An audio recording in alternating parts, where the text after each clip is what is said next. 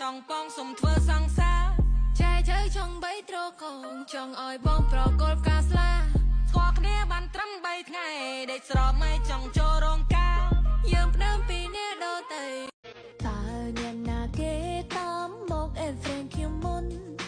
ហើយមកខមមិនសរសើរថារូបគេស្អាត